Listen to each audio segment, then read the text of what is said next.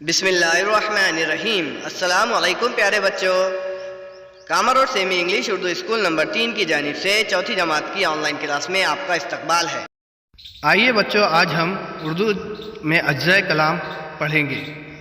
اجزائے کلام، ہم جو بات کرتے ہیں لکھتے ہیں اسے کلام کہتے ہیں۔ جس کلام سے مکمل بات سمجھ میں آتی ہے اسے جملہ کہتے ہیں۔ جس میں آنے والی چیزیں اور ان کی خاصیت کو اجزائے کلام کہتے ہیں۔ ان کی چند قسمیں، مثال کے طور پر اسم، ضمیر، صفت، فعل اور فعل متعلق وغیرہ۔ آئیے اب اسم کو دیکھتے ہیں۔ اسم کسے کہتے ہیں؟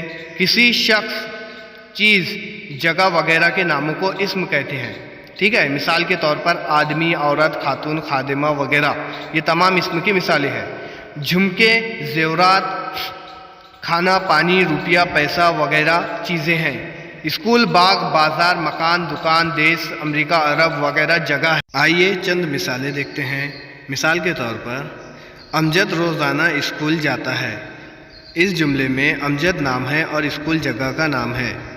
امجد اور اسکول اسم ہے۔ آئیے ایک اور مثال دیکھتے ہیں۔ زینب اور اس کی سہیلیاں باغ میں کھیل رہی ہیں۔ زینب اور سہیلیاں شخص اور باغ جگہ، اس لیے اس جملے میں زینب، سہیلیاں اور باغ اسم ہے۔ اس طرح ہم نے سمجھا کہ اسم یعنی ایسا حصہ، لفظ جو کسی شخص یا چیز وغیرہ کو ظاہر کرے، اسے اسم کہتے ہیں۔ دیے گئے جملے میں اسم پہچانیے۔ راجو پانی پی رہا ہے۔